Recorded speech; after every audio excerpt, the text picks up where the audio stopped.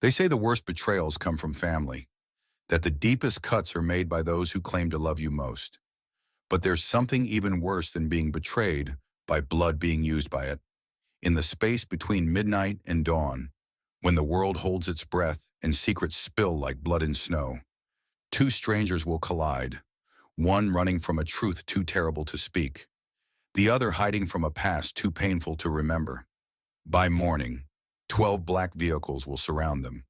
Armed men will demand answers to questions that shouldn't exist, and a dying woman's 40-year empire will tremble on the edge of collapse. Because sometimes salvation comes disguised as catastrophe. And sometimes the only way to expose a lie that's killed thousands is to trust a stranger in the snow. The wind howled through the skeletal branches of Vermont's winter landscape like the whispered confessions of ghosts. Snow fell in thick, relentless sheets, blanketing the small town of Millbrook in a silence so profound it seemed the world had stopped breathing.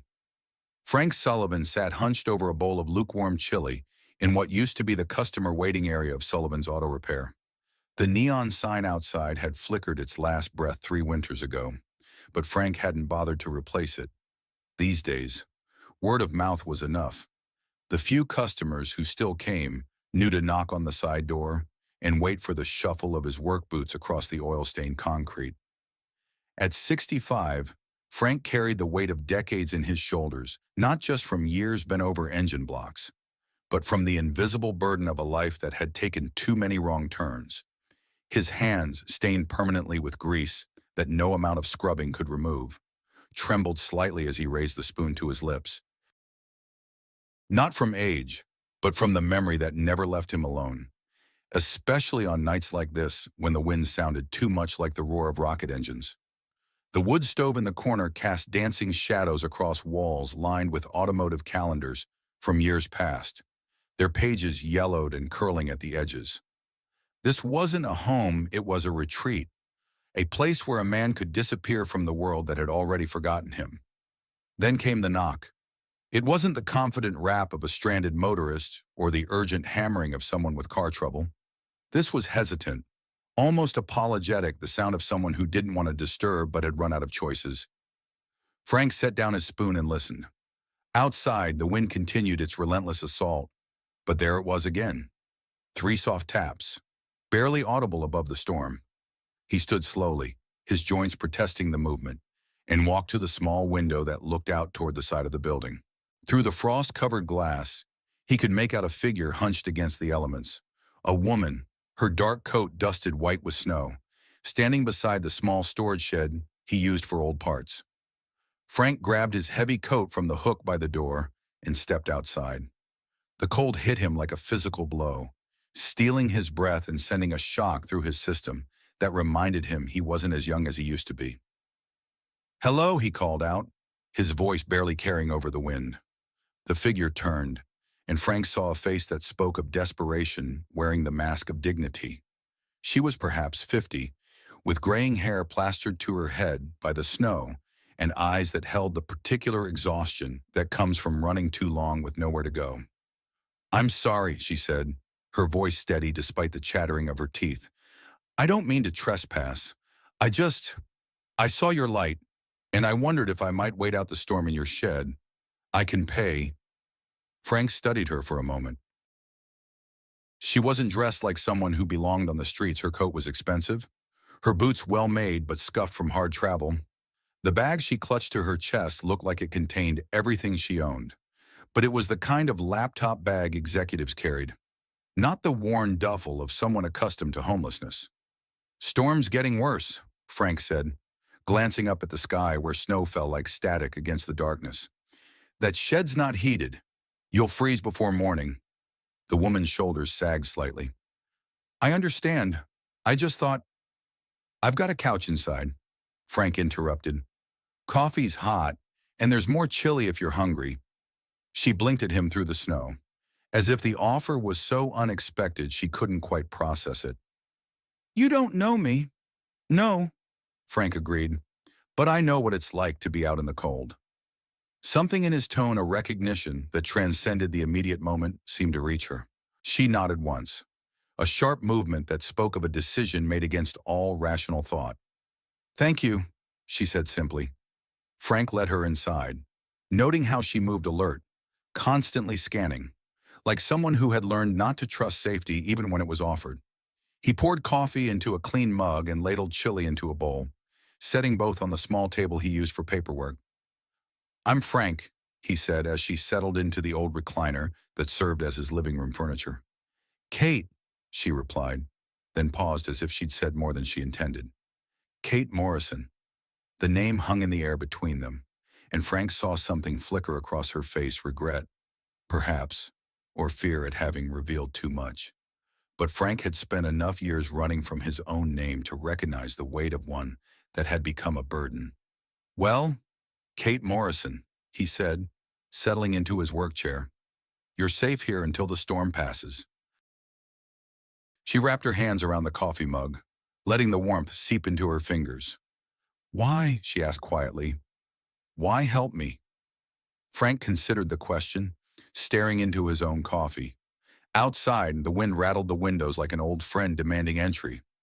"I suppose," he said finally, "because someone should have helped me once, and didn't." Kate studied his face in the dim light, reading something in the lines around his eyes that spoke of losses that couldn't be measured in dollars or years. She didn't ask what he meant, and Frank was grateful for her restraint. They sat in comfortable silence for a while, the only sounds the crackling of the fire and the storm raging outside. Frank noticed that Kate never fully relaxed, never let go of the bag she'd carried in with her. Whatever was inside, it was precious enough to risk everything for. "You can rest," Frank said eventually. "I'll take the chair." Kate shook her head. "I couldn't. Lady, I've been sleeping in this chair for 3 years. One more night won't kill me." Something in her expression cracked then, just slightly, and Frank caught a glimpse of the woman beneath the fugitive. "Thank you," she whispered. As Kate settled onto the couch, still clutching her bag, Frank dimmed the lights and settled into his chair. He didn't sleep, hadn't slept well in years, but he kept watch, listening to the storm and the steady breathing of the stranger he'd invited into his sanctuary. He didn't know that by morning, his quiet life would be shattered. He didn't know that the woman on his couch carried secrets that could topple empires, or that her name was already being whispered in boardrooms in government offices across New England. All Frank knew was that someone had needed help, and for the first time in a very long time, he'd been in a position to give it. It was enough. The morning arrived gray and muted, the storm having exhausted itself sometime before dawn. Frank woke to find Kate already awake, sitting on the edge of the couch and staring out the window with the focused attention of someone watching for wolves. "Coffee," Frank offered, but Kate held up a hand for silence. That's when Frank heard it, the low rumble of multiple engines growing closer, the crunch of tires on snow. He moved to the window and felt his blood turn to ice water. 12 black SUVs moved down the narrow road in perfect formation, their windows tinted so dark they looked like holes cut from reality itself. They moved with the precision of a military convoy, each vehicle maintaining exact spacing, their chrome grills gleaming like teeth in the pale morning light. "Jesus," Frank breathed. Kate had gone completely still beside him, her face drained of color. "They found me." The SUVs pulled to a stop in a semicircle around Frank's garage, their engines idling in synchronized menace. For a long moment, nothing happened. Then, doors began opening in unison, disgorging men in dark suits who moved with the fluid coordination of professionals. One man separated himself from the group, tall, silver-haired, wearing a charcoal overcoat that probably cost more than Frank's truck. He approached the garage with the confident stride of someone accustomed to having doors open for him. Frank stepped outside before the man could knock, not wanting these strangers in his sanctuary. The cold morning air bit at his lungs, but he kept his expression neutral. "Mr. Sullivan," the man said, his voice carrying the cultured accent of old New England money. "I'm David Morrison, head of security for the Morrison Medical Foundation." The name hit Frank like a physical blow. Morrison Medical Foundation, one of the largest cancer research organizations in the country, Founded by the Morrison family fortune, built on pharmaceutical patents and medical devices. Frank had seen their name on hospital wings and research grants, had even donated his meager savings to them after. "We're looking for someone," Morrison continued. "A woman, mid-50s, dark hair. She may be confused, disoriented. She's been missing for 3 days." Frank kept his face carefully blank. "Haven't seen anyone like that." Morrison's smile was polite but cold. "Mrs. Catherine Morrison is my sister-in-law. She's been under considerable stress lately, the death of her husband, financial pressures. We're concerned for her mental health." "Like I said," Frank repeated, "haven't seen anyone." Behind Morrison, the other men waited with the patience of predators. Frank counted at least 15 of them, all carrying themselves with the bearing of ex-military or law enforcement. This wasn't a search party, it was a small army. Morrison reached into his coat and produced a business card. "If she does turn up, please call immediately. Kate isn't, well, she's been making accusations, spreading false information about the foundation. We just want to get her the help she needs." Frank took the card without looking at it. "Sure thing." Morrison studied Frank's face for a long moment, searching for cracks in his composure. Finding none, he nodded once and returned to his vehicle. The SUVs departed as smoothly as they'd arrived, leaving only tire tracks in the snow as evidence they'd ever been there. Frank waited until the sound of engines faded completely before returning inside. Kate stood by the window, her reflection ghostly in the glass. "They called you crazy," Frank said quietly. Kate turned to face him, and Frank saw something in her eyes that hadn't been there the night before, a fierce, burning anger that transformed her from fugitive to fighter. "Crazy," she repeated, tasting the word like poison. "That's their favorite weapon. Discredit the messenger, and no one listens to the message." Frank poured fresh coffee, his mind racing. "What message?" Kate looked at him for a long moment, weighing trust against desperation. Finally, she opened her bag and pulled out a slim laptop encased in a waterproof shell. "Frank," she said quietly, "what do you know about computer systems?" Frank almost laughed. "Lady, I can barely operate a smartphone." Kate's expression grew serious. "That man, David Morrison, he's not just my brother-in-law. He's the CEO of Morrison Medical Foundation. And he's been stealing money meant for cancer research." Frank felt the room tilt slightly around him. "What kind of money?" $1.8 billion, Kate said, her voice steady as steel. "Diverted from research grants, experimental treatments, drug trials, money that was supposed to save lives, funneled into real estate investments and offshore accounts." The words hung in the air like an accusation against the universe itself. Frank found himself thinking about the donation he'd made years ago, about all the desperate families who'd contributed their last dollars to the hope of a cure. "You have proof?" he asked. Kate nodded toward the laptop. "Digital audit trails, transaction records, authorization codes. Enough to bring down the entire operation?" She paused. "But there's a problem, which is, the data is incomplete. When they discovered what I'd found, they moved fast, cut off my access, froze my accounts, had me declared mentally incompetent, but they didn't know about the backup system." Frank's interest sharpened. "What backup system?" Kate's expression grew distant. "My husband, Michael, he was paranoid about data security. Before he died, he helped me create a shadow archive system, completely separate from the Foundation's main servers. The full records are stored on a secure server at Harvard, where Michael used to teach." "Harvard," Frank repeated. "That's, what, 2 hours from here. If we can get there without being caught." Kate met his eyes. "Frank, I know this isn't your fight. You can walk away right now, and I won't blame you. But I need those records.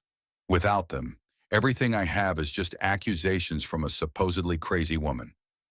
Frank stared at the laptop, thinking about the men in suits, about Morrison's cold smile, about the word crazy used as a weapon.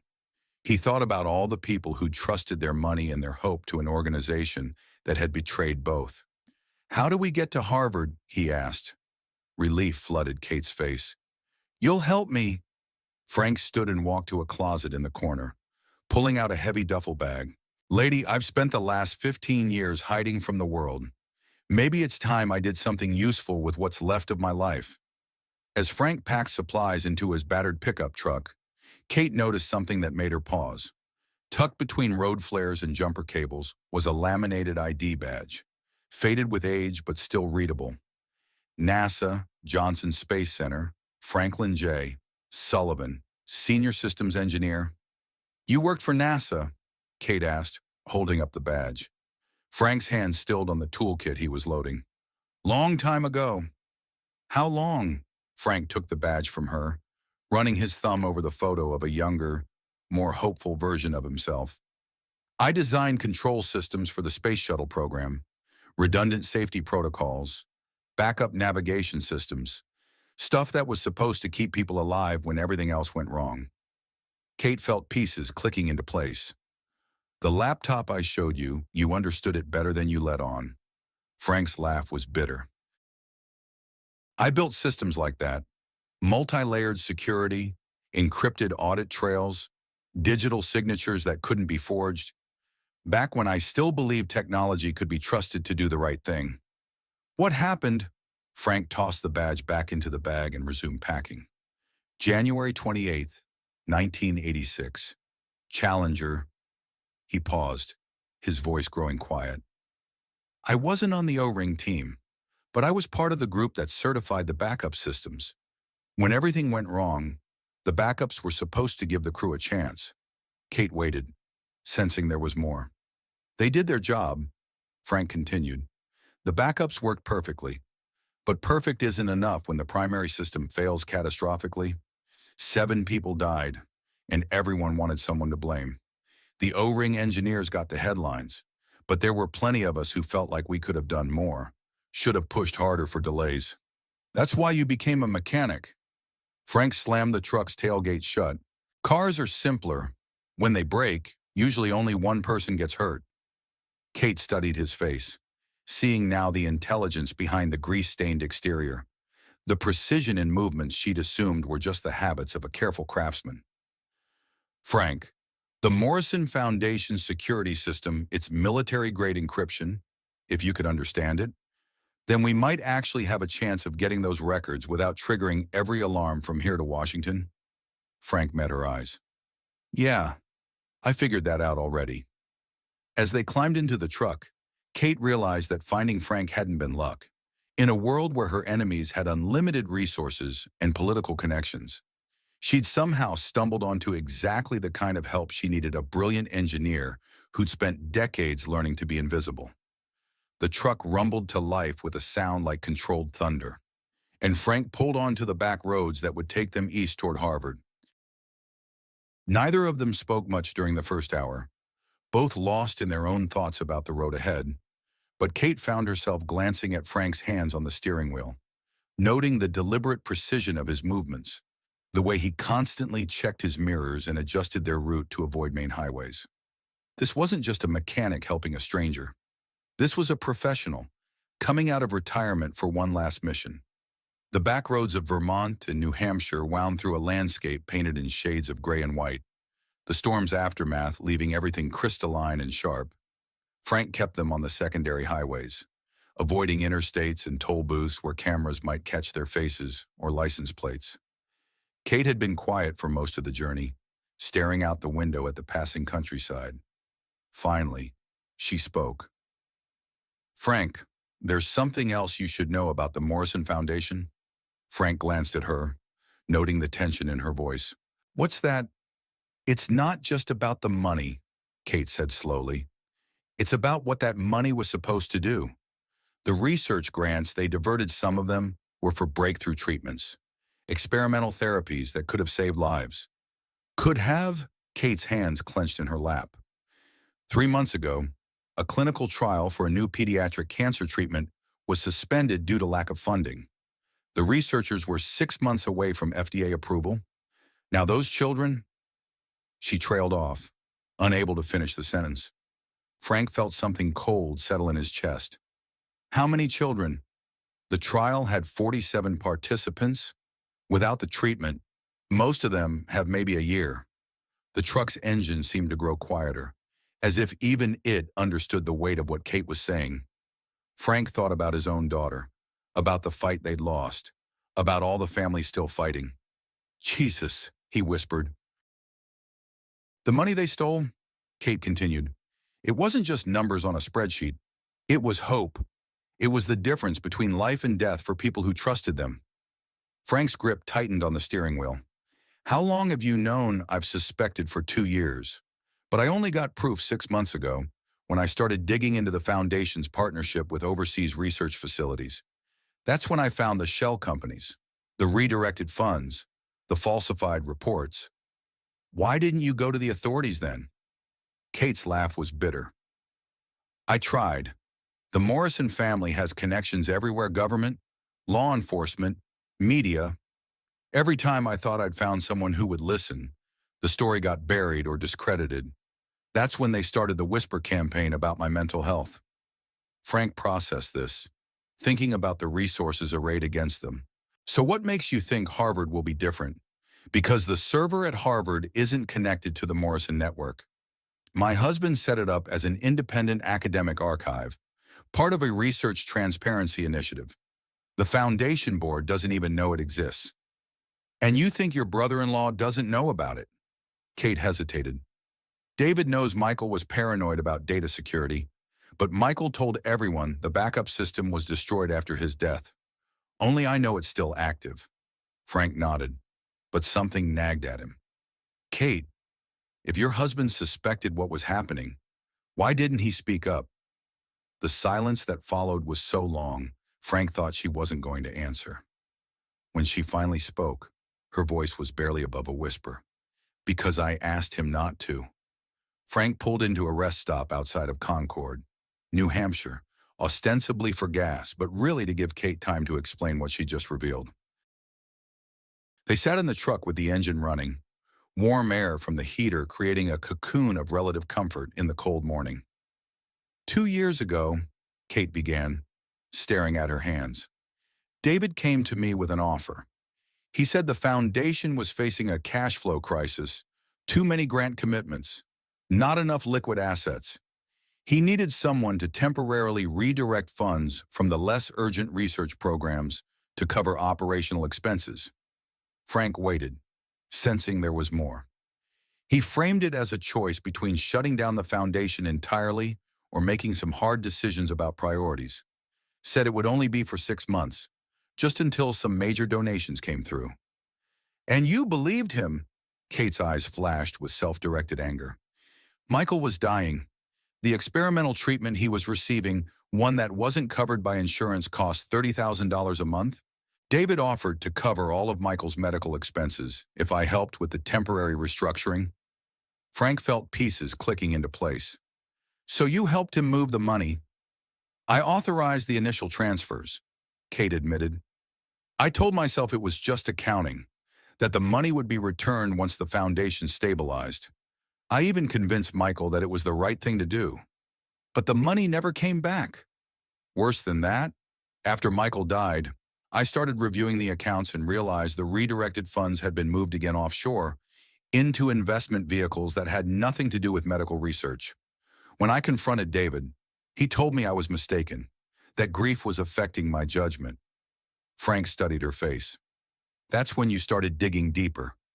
That's when I realized I'd been played. The cash flow crisis was manufactured. The urgent operational expenses were fabricated. David had used my husband's illness to turn me into an accomplice. The weight of her confession settled between them like a physical presence. Frank understood now why Kate had been running instead of fighting. She wasn't just a whistleblower. She was a participant who discovered too late that she'd been manipulated. So when you went public with the evidence, Frank said slowly, David had ammunition to use against you. More than that, he had my digital signature on the authorization papers. He could claim I was the architect of the entire scheme, that my accusations were just an attempt to deflect blame after being caught. Frank leaned back in his seat, processing the complexity of Kate's situation. That's why they're calling you crazy instead of arresting you. They don't want a trial where evidence might come out. They just want you discredited and silenced. Kate nodded. But the server at Harvard has the original communication records, David's emails outlining the scheme, the falsified reports about the cash flow crisis, even recordings of meetings where he discussed using Michael's illness as leverage. With that evidence, I can prove I was coerced. Frank started the truck and pulled back onto the highway. Then let's go get it. As they drove, Frank found himself thinking about the moral complexity of Kate's situation. She'd made a deal with the devil to save her dying husband, and that devil had used her love against her. It was the kind of impossible choice that revealed as much about the system as it did about the individual. But it was also the kind of choice that, once exposed, could bring down that system entirely. Kate, Frank said as they crossed into Massachusetts, when we get to Harvard, we're not just gathering evidence against David Morrison, we're potentially destroying your entire family. Kate stared out at the winter landscape, her reflection ghost-like in the window. My family destroyed itself when they chose money over the mission. I'm just documenting the wreckage. Harvard University in winter was a study in contrasts, ancient brick buildings dusted with snow, modern glass structures reflecting the gray sky, students bundled in expensive coats hurrying between classes. Frank parked in a visitor lot, and they made their way across the campus toward the Countway Library of Medicine. Kate moved with the confidence of someone who belonged, using an alumni access card to get them through security. Frank followed, marveling at how different this world was from his garage in Vermont. Here, knowledge was currency, and the buildings themselves seemed to hum with the weight of accumulated learning. Michael taught here for 12 years, Kate explained as they navigated corridors lined with portraits of distinguished faculty. He was part of the medical ethics program, specializing in research transparency and patient advocacy. They reached a restricted area in the library's basement, where climate-controlled servers hummed behind locked doors. Kate produced another card, this one handmade, with a magnetic strip that looked like it had been programmed in someone's garage. Michael made this for me, she said, swiping the card through a reader that Frank would have sworn was installed aftermarket.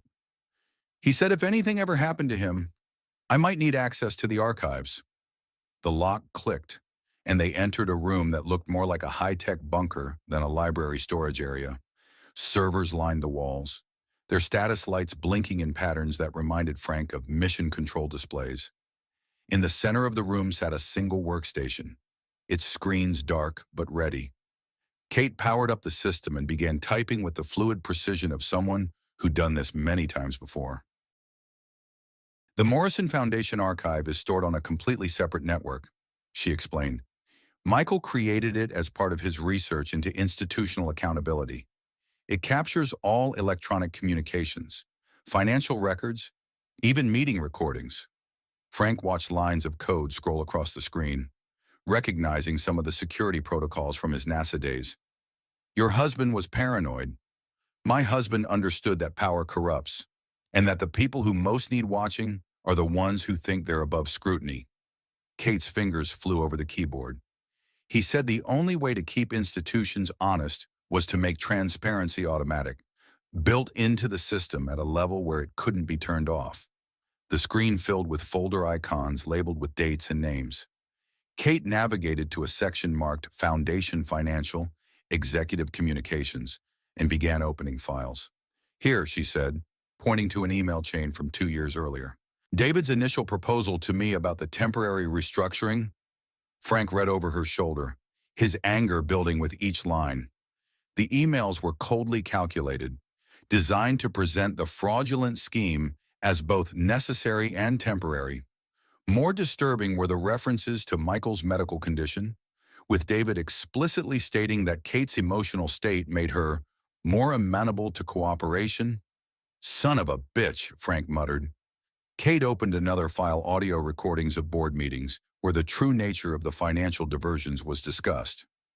David Morrison's voice was clear and unmistakable as he outlined plans to move research funds into more stable investment vehicles, with no intention of returning them to their original purpose. This is it, Kate said, her voice tight with emotion. This proves everything: the premeditated nature of the fraud, my coercion, the board's knowledge and approval. With this evidence, David can't claim I was the mastermind or that I'm making false accusations due to mental illness. Frank was about to respond when he noticed something on one of the other screens, a security monitor showing the library's entrance. 3 black SUVs had just pulled up outside. "Kate," he said quietly. She followed his gaze and went pale. "How did they find us?" Frank's mind raced through possibilities. Your access card probably has a tracker, or maybe the system logged your entry and sent an automatic alert.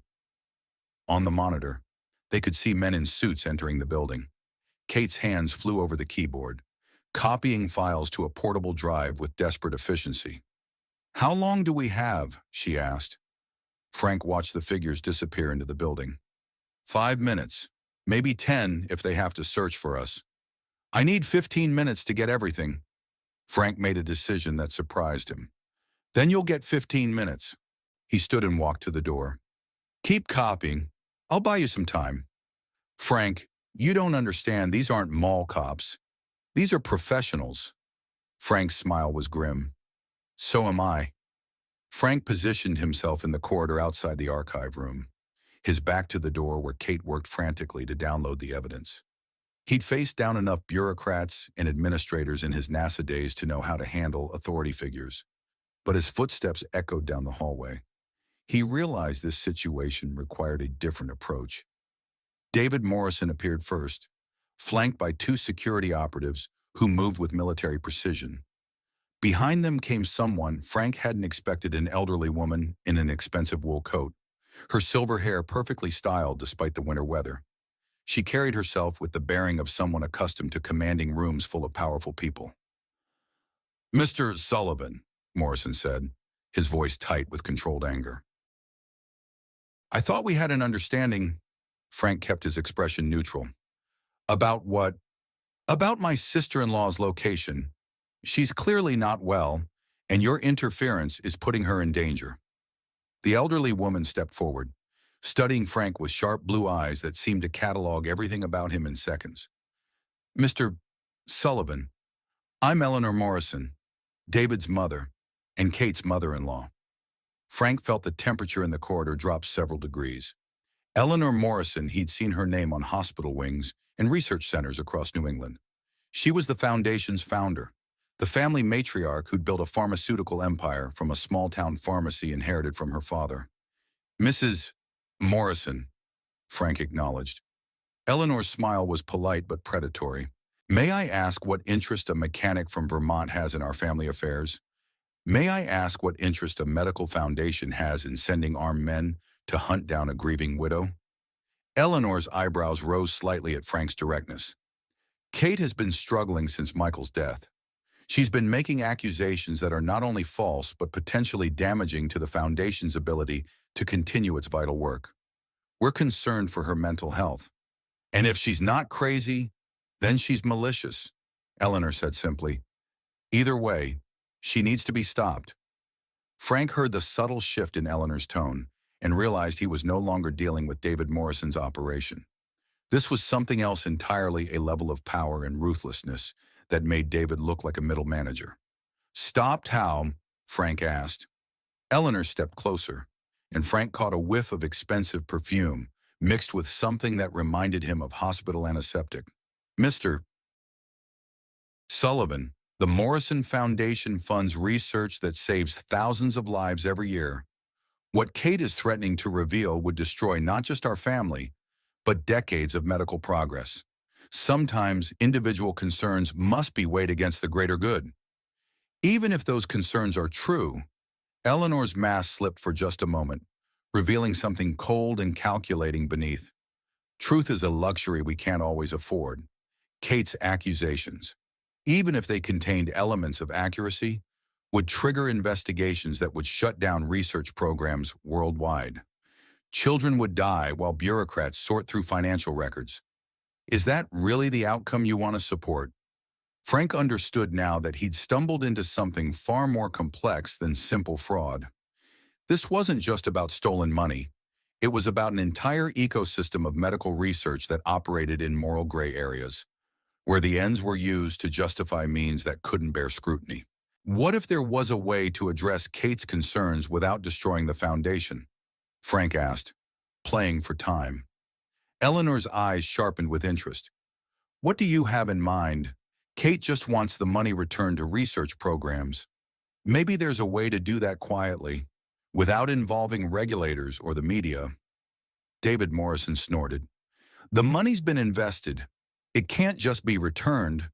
But Eleanor held up a hand, silencing her son. Continue, Mr. Sullivan. Frank could hear Kate's fingers still flying over the keyboard behind the door. He needed more time. Kate's not looking for revenge. She's looking for justice. If the foundation committed to transparency reforms, independent auditing, maybe even Kate's involvement in oversight, Kate's involvement, David laughed bitterly. She's the one who authorized the initial transfers. She's as complicit as anyone. Eleanor shot her son a look that could have frozen the Charles River. David, perhaps you should wait in the car. David's face flushed with embarrassment and anger, but he didn't argue. As he stalked away, Eleanor turned back to Frank with renewed attention. You're more perceptive than I gave you credit for, Mr. Sullivan. Yes, Kate was involved in the initial financial restructuring, but she was also manipulated. Her grief and desperation used against her. David lacks the subtlety for such operations. Frank felt pieces clicking into place. You're the one who orchestrated it. Eleanor's smile was sharp as a scalpel. I've been managing this foundation for 40 years. Mr. Sullivan, I've navigated recessions, regulatory changes, political upheavals, and medical breakthroughs that threatened to render our entire research model obsolete. When Kate's husband became ill, I saw an opportunity to solve a genuine cash flow problem while creating a useful scapegoat if the transaction was ever discovered. You used your dying son-in-law to manipulate his wife. I used available resources to ensure the foundation's survival. Michael understood this. He approved the archive system specifically because he knew institutional memory would be important if questions were ever raised. Frank stared at her, recognizing a level of cold calculation that made David look like an amateur. He knew you were planning to frame Kate. Michael knew that sometimes good people have to make difficult choices for the greater good. He created the archive to ensure that if Kate ever needed to defend herself, she'd have the tools to do so. But he also knew that those same tools could be used to demonstrate her complicity. The sound of typing had stopped behind the door. Either Kate had finished, or she'd heard enough of the conversation to understand the depth of the trap they'd walked into. Eleanor seemed to sense the change as well. Mr. Sullivan, I'm going to make you the same offer I'm prepared to make Kate. Walk away now. And this ends quietly. The foundation continues its work. Kate receives the medical care she clearly needs, and you return to your peaceful life in Vermont. And if I refuse, Eleanor's expression didn't change, but something deadly flickered behind her eyes. Then you'll discover that the Morrison family didn't build a medical empire by being sentimental about obstacles. The corridor fell silent except for the distant hum of the library's ventilation system. Frank stared at Eleanor Morrison, seeing in her lined face the kind of focused ruthlessness that built empires and crushed anyone who stood in the way. But there was something else he needed to know, something that had been nagging at him since Kate first mentioned the diverted research funds. Mrs. Morrison, Frank said carefully, the pediatric cancer trial that was suspended, what was it called? Eleanor's eyes narrowed. Why would that matter to a mechanic? Because mechanics have families too, and sometimes those families get cancer. Eleanor studied his face, and Frank saw the moment she decided to indulge what she assumed was mere curiosity. The Pemberton-Hayes Protocol, an experimental treatment for pediatric brain tumors. Very promising, but prohibitively expensive to continue without foundation support. Frank felt the world tilt around him. Pemberton-Hayes, he repeated, his voice barely above a whisper. You're familiar with it. Frank closed his eyes for a moment, seeing again the hospital room, the machines, The hope in a little girl's eyes as doctors explained the new experimental treatment that might save her life. The treatment that had been discontinued just weeks before she would have qualified. My daughter, Frank said quietly. Sarah. She died 18 months ago. Glioblastoma. Leonor's expression didn't change, but Frank caught something flickering behind her eyes, not guilt, but calculation. I'm sorry for your loss. Mr. Sullivan, pediatric brain cancer is a particularly cruel disease. She was supposed to enter the Pemberton Hayes trial, Frank continued, his voice growing stronger. We'd been waiting for months for a slot to open up. The doctors said it was her best chance, maybe her only chance. Clinical trials have limited spaces. The trial was suspended. Frank cut her off. Not because it wasn't working, but because the funding was pulled. My daughter died 3 weeks later. The silence that followed was pregnant with implications. Frank saw Eleanor processing this new information, weighing how to use it to her advantage. Mr. Sullivan, she said finally, I understand your pain, but destroying the foundation won't bring your daughter back. It will only ensure that other children suffer the same fate. Frank's laugh was bitter. Other children are already suffering because you stole their funding. The funding was redirected to ensure the foundation's long-term stability. Those research programs would have been discontinued anyway if the foundation had collapsed. That's not your decision to make. Frank's voice echoed down the corridor, and he realized his composure was cracking. 18 months of suppressed grief and rage were threatening to spill over, but he forced himself to stay focused. Behind the door, Kate was still gathering evidence. He needed to keep Eleanor talking. You're right, Eleanor said, her tone becoming almost motherly. It wasn't my decision alone. It was a board decision, made collectively by people who understood the broader implications. But I can see how that might not matter to a grieving father. Frank studied her face, looking for any trace of genuine emotion. Do you have children, Mrs. Morrison? 3 sons, 2 daughters, 11 grandchildren. Ever lose one? Eleanor's mask slipped for just a moment. My youngest son, leukemia, 23 years ago. Frank felt some of his anger deflate, replaced by a more complex emotion. Then you know. I know that grief can make people do desperate things. I know that the need to blame someone for the unblameable can drive rational people to irrational acts. Eleanor stepped closer. But I also know that the work we do here matters. The research we fund saves lives. The treatments we develop today prevent the tragedies of tomorrow. Built on stolen money, built on reallocated resources. The distinction matters. Mr. Sullivan, we didn't steal money to buy yachts or mansions. We redirected funds from less promising research to more stable investments that would ensure the foundation's long-term viability. Frank shook his head. You redirected funds from children who were dying. We redirected funds from research that might have helped some children to investments that would ensure we could help many more children in the future. The door behind Frank clicked open. Kate emerged, a USB drive clutched in her hand, and an expression on her face that suggested she'd heard most of the conversation. Hello, Eleanor, Kate said quietly. Eleanor's demeanor shifted subtly, becoming warmer but somehow more dangerous. Kate, dear, you look tired. I am tired. Tired of running. Tired of being called crazy. Tired of watching you destroy everything Michael believed in. Michael understood the complexities of institutional management better than you give him credit for. Kate held up the USB drive. I have his recordings. Eleanor. All of them, including the ones where he talks about what you did to manipulate me and how he created the archive system specifically to expose your fraud. Eleanor's eyes fixed on the drive like a predator watching prey.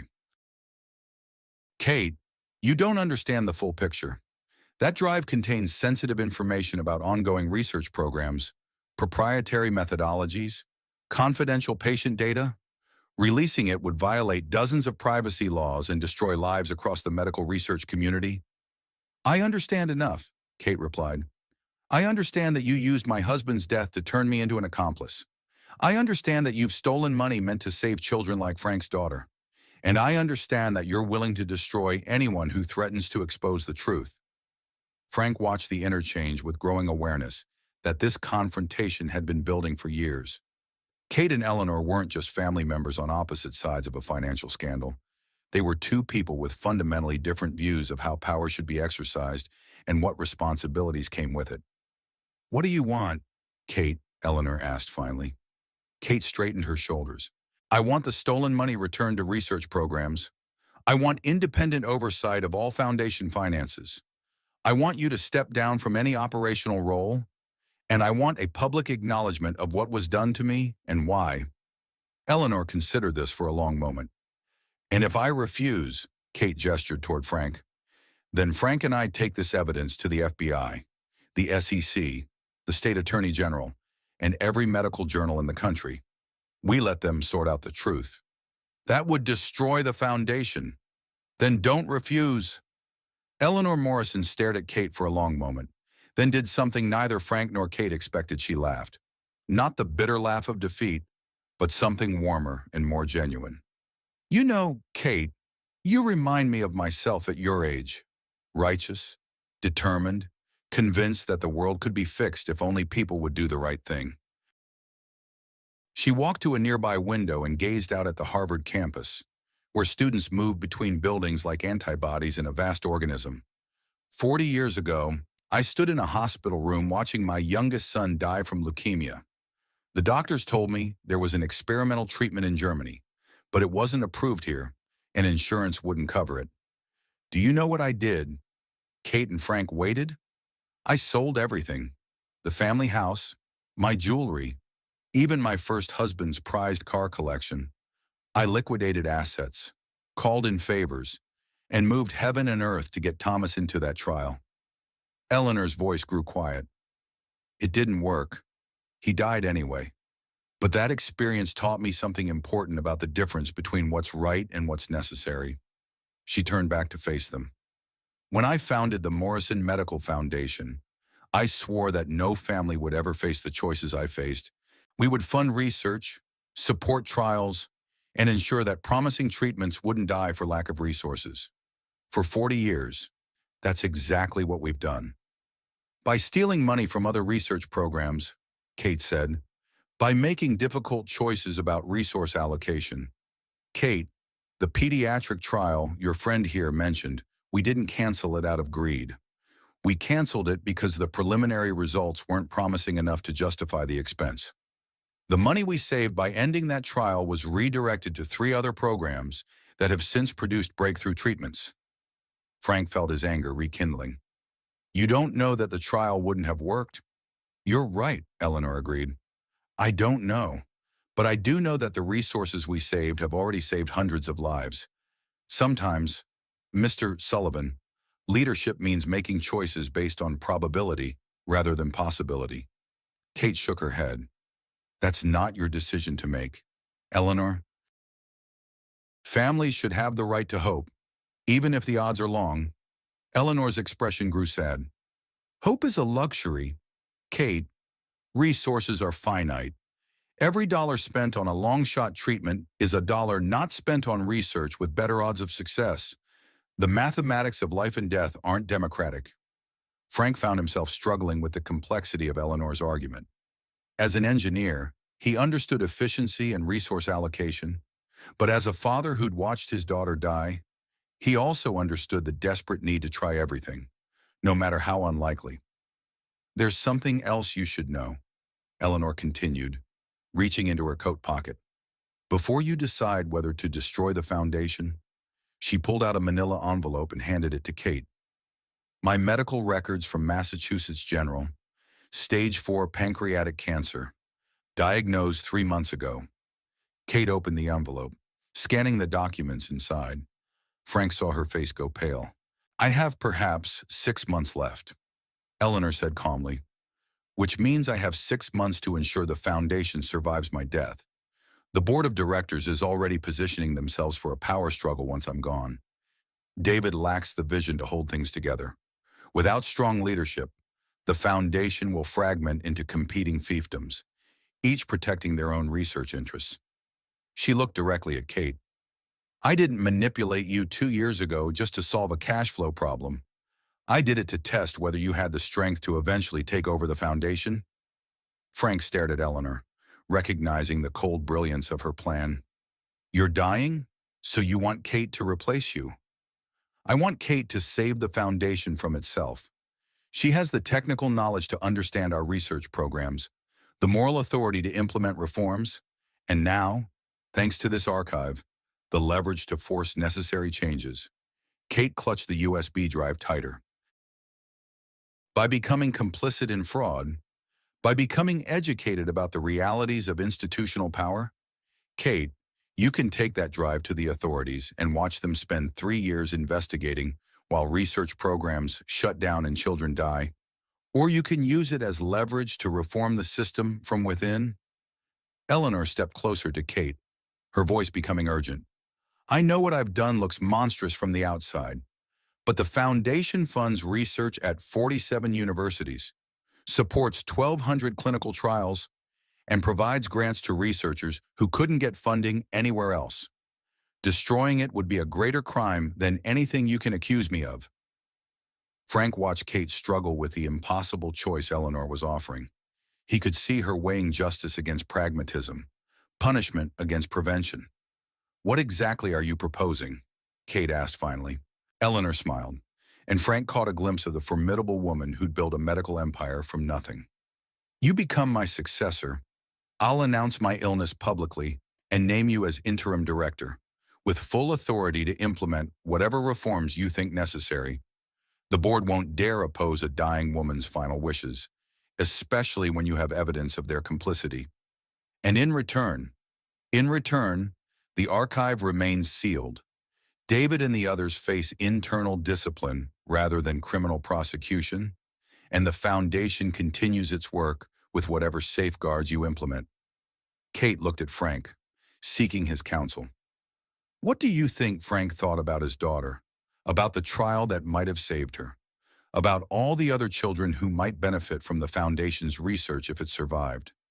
He thought about justice and pragmatism, about the difference between what felt right and what might actually help. I think, Frank said slowly, that sometimes the best way to fight monsters is to become one yourself, but only if you can remember why you started fighting in the first place. Eleanor nodded approvingly. Spoken like a true engineer. You understand that complex problems require complex solutions. Kate stared at the USB drive in her hand, evidence that could destroy the foundation or reform it, depending on how she chose to use it. If I agree to this, I want complete transparency about past activities. I want independent auditing of all financial decisions. And I want a patient's rights advocate on the board with veto power over research priority decisions. Done, Eleanor said immediately.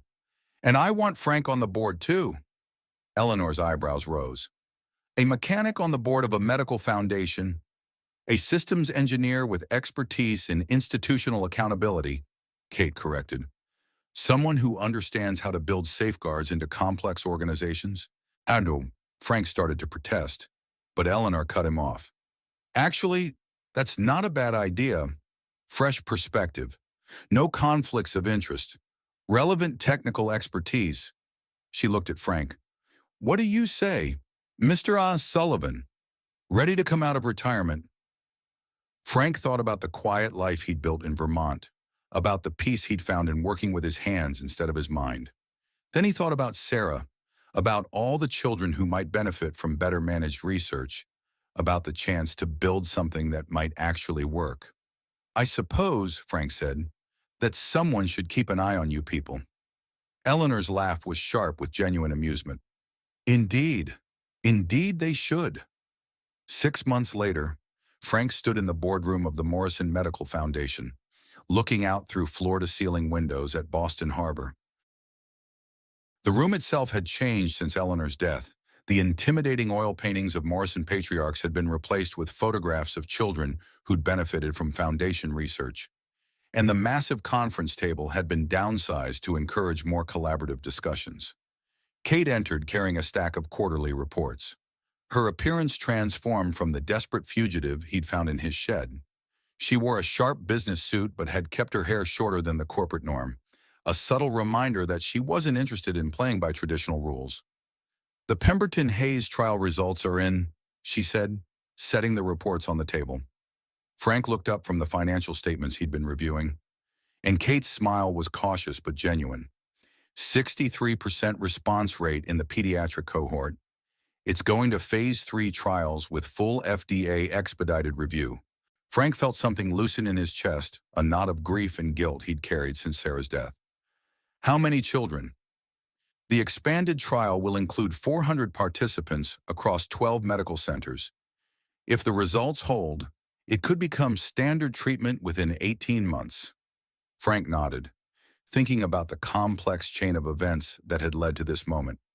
Eleanor's death had been both an ending and a beginning. The foundation had mourned its formidable founder, while embracing Kate's reforms with surprising enthusiasm. The independent auditing system Frank had designed was revealing inefficiencies and opportunities that even Eleanor's sharp mind had missed. "David's not happy about the transparency requirements," Kate continued, settling into the chair across from him. "David's never happy about anything that requires him to think beyond the next quarter," Frank replied. "How's he adjusting to his new role?" Kate's laugh was rueful. "Head of Community Relations suits him better than CEO. He's actually quite good at talking to donor families and medical researchers. It turns out his problem wasn't incompetence. It was being put in positions that required more vision than he possessed." Frank understood. He'd seen similar situations in aerospace, where talented engineers were promoted into management roles that didn't match their skills. And the board, surprisingly supportive. Once they realized that transparency actually makes fundraising easier, they became enthusiastic converts. Donors trust us more when they can see exactly where their money goes. Frank picked up one of the reports, a detailed breakdown of research investments and outcomes that would have made Eleanor proud despite its radical transparency. "Speaking of donors, how's the Sarah Sullivan Memorial Fund doing?" Kate's expression softened. Sarah's fund had been Frank's first initiative as a board member, a program specifically designed to support long-shot research projects that traditional funding mechanisms overlooked. It wasn't large by foundation standards, but it had already funded 3 promising early-stage trials. "We're oversubscribed," Kate reported. "Apparently, there are a lot of people who believe in supporting hope even when the odds are long." Frank nodded, thinking about the letters he'd received from families whose children had entered trials funded by Sarah's memorial. The mathematics of life and death might not be democratic, but that didn't mean democracy shouldn't have a voice in the equation. "There's something else," Kate said, her tone becoming more serious. "I've been thinking about Eleanor's offer to seal the archive permanently." Frank looked up. In the months since Eleanor's death, they'd used the evidence in the archive selectively enough to force reforms and remove a few problematic board members, but not enough to trigger the kind of investigation that would shut down the foundation entirely. "And I think it's time to make the full archive public, not immediately and not without preparation, but eventually. The foundation is strong enough now to survive scrutiny, and other medical organizations could benefit from studying our failures as well as our successes." Frank considered this. That would destroy David's career, probably land him in prison. Maybe, or maybe it would give him a chance to take responsibility for his actions and contribute to ensuring this kind of thing doesn't happen elsewhere. People can surprise you when you give them the opportunity to do the right thing. Frank thought about his own journey from bitter exile to engaged board member, about Kate's transformation from complicit victim to institutional reformer. Eleanor would have hated the idea. Eleanor was brilliant and ruthless and probably saved thousands of lives through her leadership. But she was also wrong about some things. Transparency isn't a luxury, it's a necessity, and accountability isn't punishment, it's education. Frank smiled, recognizing in Kate's words the voice of someone who'd learned to wield power responsibly. "When do you want to start the process?" "Next year. Give David and the others time to prepare. give our reforms time to prove themselves, and give the research community time to understand that this is about making things better, not tearing things down. Frank nodded. And us, what happens to the mechanic and the whistleblower after they've reformed the medical establishment? Kate's laugh was warm with genuine affection. I suppose we go back to Vermont and figure out what other institutions need fixing. Frank looked out at the harbor again, watching cargo ships navigate between islands that had been there for millennia. You know, I never thanked you. For what? For knocking on my door in a snowstorm? For giving me a reason to stop hiding from the world? Kate reached across the table and squeezed his hand, the gesture of a friend, not a colleague. I never thanked you either, for opening that door, for reminding me that sometimes the best way to find justice is to build it yourself. Frank squeezed back, thinking about the long journey from that desperate night in Vermont to this moment of quiet satisfaction in Boston. Think we've built something that will last? Kate looked around the boardroom, then out at the harbor where the setting sun painted the water in shades of gold and amber. I think we've built something that can adapt, which might be even better. As they gathered their papers and prepared to leave, Frank found himself thinking about Sarah, about the children who would benefit from the Pemberton Hayes trial, about all the future discoveries that would be possible because two unlikely allies had chosen transparency over expediency. It wasn't the kind of justice he'd imagined when Kate first showed him that laptop full of evidence, but it was something more sustainable, a system designed to correct itself rather than hide its mistakes. Outside, snow was beginning to fall again, but it felt different now, not like the desperate storm that had driven Kate to his door, but like the gentle blessing of a world that still believed in second chances. Frank and Kate walked out into the winter evening together. Two people who'd learned that sometimes the best way to fight institutions was to rebuild them from within, one ethical decision at a time. Behind them, the Morrison Medical Foundation hummed with quiet purpose, its lights burning late into the night as researchers and administrators worked together on projects that might change the world transparently, accountably, and with the kind of hope that survives even the longest odds. The story that had begun with a knock on a shed door in the middle of a snowstorm had become something larger than either Frank or Kate could have imagined, not just a tale of personal redemption, but a blueprint for how broken systems could be healed by people willing to do the hard work of building something better. And in hospitals across the country, children who might otherwise have lost hope were entering clinical trials funded by an organization that had learned to balance efficiency with humanity, progress with accountability, and institutional power with individual dignity. It was, Frank thought as he and Kate parted ways in the parking garage, exactly the kind of ending Sarah would have approved of, not perfect, but honest, and full of the possibility that tomorrow might be better than today. The snow continued to fall, covering the city in a blanket of clean white possibility, as Frank drove north toward Vermont and the quiet life that was no longer quite so quiet, but infinitely more meaningful than it had been before a stranger knocked on his door in the middle of the night. Sometimes, he reflected, the most important decisions we make are the ones that seem smallest at the time, the choice to help a stranger, to listen to an impossible story, to believe that broken things can still be fixed. And sometimes, if we're very lucky, those small decisions turn out to change everything. In the end, they didn't tear down the empire.